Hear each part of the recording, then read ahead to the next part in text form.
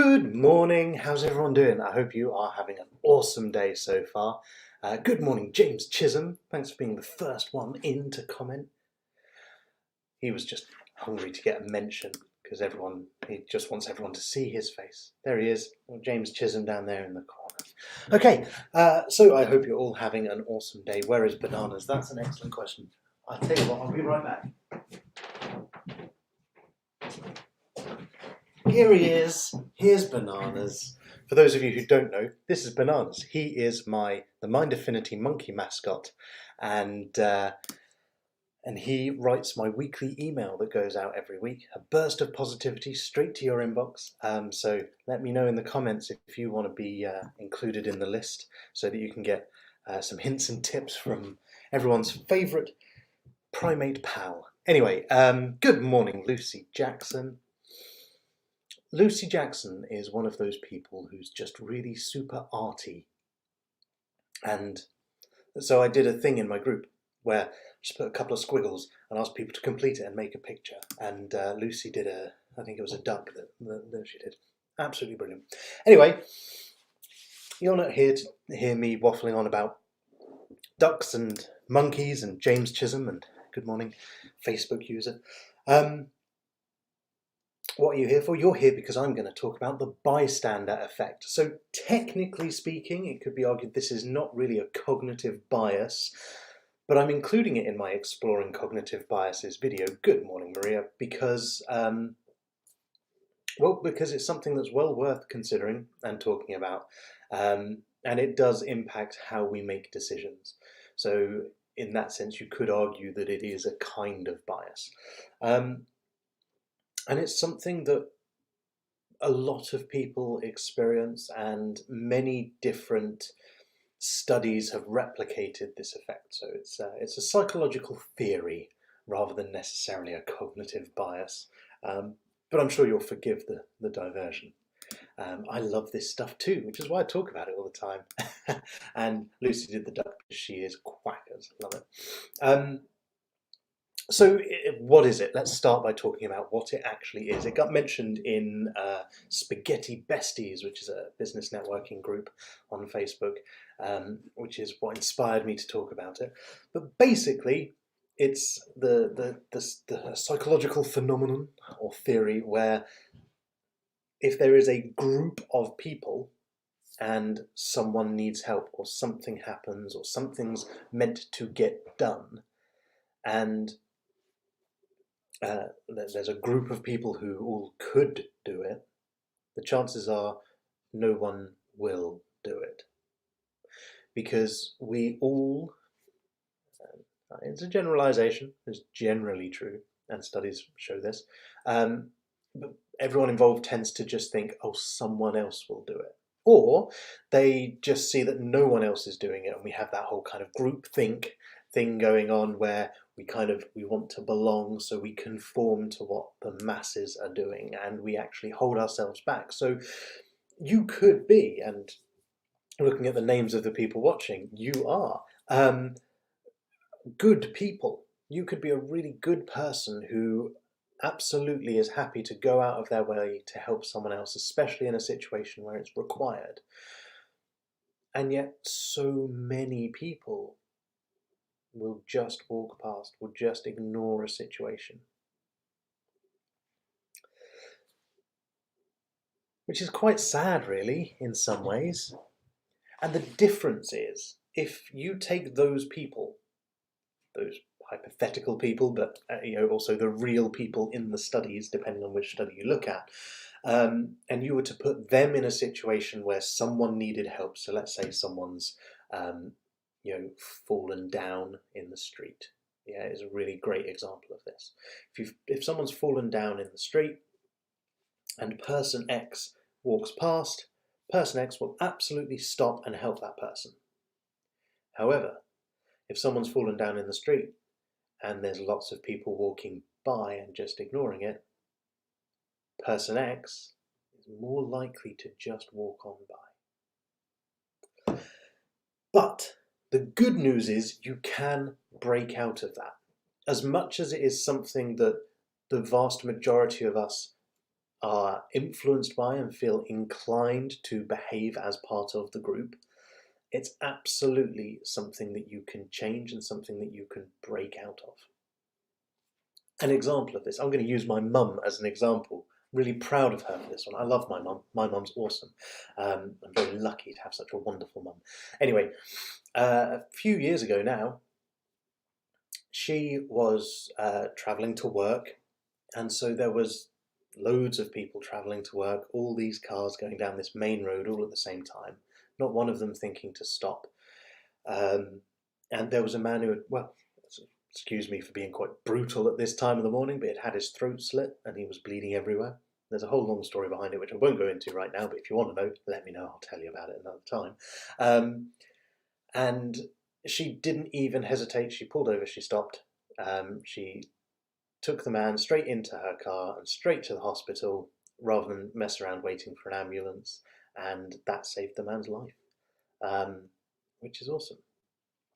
Another example, I was driving along with my dad. It's actually on the way to a gig. I was DJing at the time, back in the day. And there was a pregnant lady wandering across the road. And again, cars just flying past. I pulled over. Between my dad and I, we kind of helped divert the traffic and helped get her off the road. Turns out she was absolutely in a dissociative state. She was not really fully present for whatever reasons, and she'd been self-harming and all sorts. Luckily, we were just around the corner from the hospital, and an off-duty or an ambulance that just kind of finished was conveniently passing by, and they came and they helped and they took her, and she was okay in the end. Another example of this, I was walking into town and there was a bloke at the side of the road, just kind of laying there, and sort of tried to ask if he was okay, and he was barely conscious and he was kind of slurring, and so a lot of people would think, he did not look smart exactly, let's put it that way. Later, I find out, so I dealt with the situation, waited for the ambulance, etc. Turns out that he was he epileptic or diabetic? One of the two. It was a long time ago. Epileptic. He was epileptic, and he'd had a fit, and he needed the help. And actually, it turns out he was hitchhiking all the way across the country. He'd come from like the south coast, and he needed to get to Milton Keynes. He'd got as far as Leighton Buzzard, which is just down the road, and then this happened. And then the ambulance took him in the opposite direction to a hospital in Aylesbury. But never mind. But he was okay, and he was well. Now, it's completely understandable, people passing by and wanting to, especially in that last situation, because it looks potentially dodgy, you don't know what it is, you don't know anything about the guy. But those are three examples, the first that come to mind because they're close to me. I'm not saying it happens to be that my family and me are a group of heroes, though of course we're awesome. But anyone could and has done that, or has the ability to have done that when you find that situation. The thing that makes the difference, that last one was really easy. I didn't even think twice or question it because there was no one else around. So it had to be me. And so I was already checking on him, seeing if he was okay and doing what I could do before I even questioned it or thought about it. The previous situation, there were loads of people around. They were all passing by. They were all ignoring it.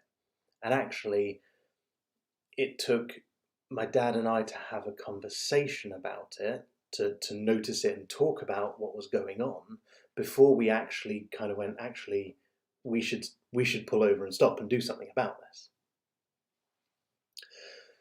So that's kind of the effect, and that's what it's about. But as you'll know, when I do these videos, I like to give some insights into how you can overcome these problems, these challenges, or how you can use them to your advantage. And I think there's two key areas to look at here.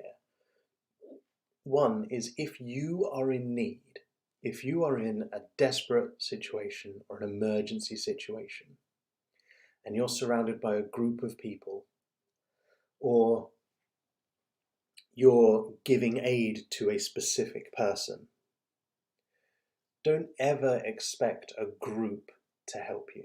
Like, that may sound really pessimistic, and that's not my normal positive, cheery outlook on life, but don't ever expect a group of people to help you. Instead, pick one person from that group and talk directly to them.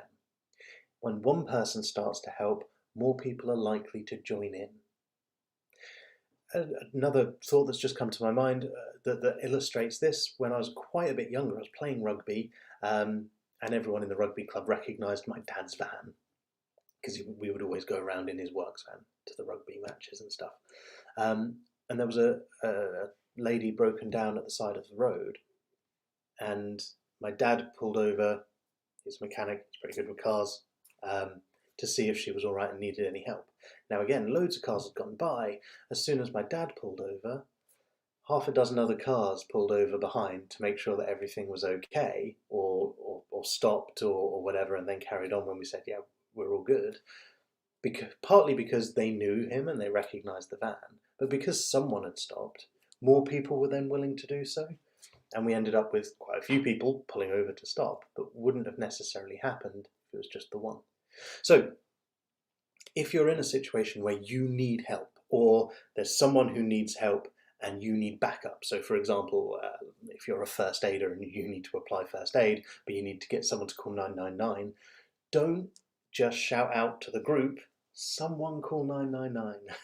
Don't say, someone go and get me this, someone go and help, someone go and find someone. Pick one person in that crowd and ask them. Because as an individual, if someone asks you, hey, Fred, can you help me? The vast majority of us feel compelled to do so in that situation. The easiest, simplest way of breaking down this bystander effect is to remind people that they're individuals. Talk to one person. That person will help you. The group might not. Every individual member of that group will probably be willing to help you. But if you ask the group, you're unlikely to get the support you need. If you ask one specific person, that's when you'll get the help that you need. In business terms, just to flip that around, because I know there's a lot of people watching who run their own businesses, it's the same thing. This is why it's so important to have people talk a lot about your ideal customer avatar, or talking to your perfect client, that one person. If people feel you're talking to them and not talking to a whole group of people, they're more likely to respond and step forward. It's kind of a version of this, if you like. So, and the flip side of it, the other thing to consider is that if you are in a group and someone needs help or support, be aware that there will be a part of you that's likely to think, oh, someone else will do it. And stop yourself and question it. Now, I'm not saying in every situation everyone's expected to be the Good Samaritan and step up. I understand that that's not always practical. You may not always feel safe. And that's all right. But if there is a group situation going on, ask someone else to help. Suggest to other people that maybe they could go and do something. Because again, if you're picking on that individual, you'll get much better response and result than you would if you get if you ask a group. Sorry, I got a bit distracted there because my phone wasn't on silent, but it is now. So apologies if I got a bit distracted from comments. So I hope that helps everyone. I hope that's been useful and insightful.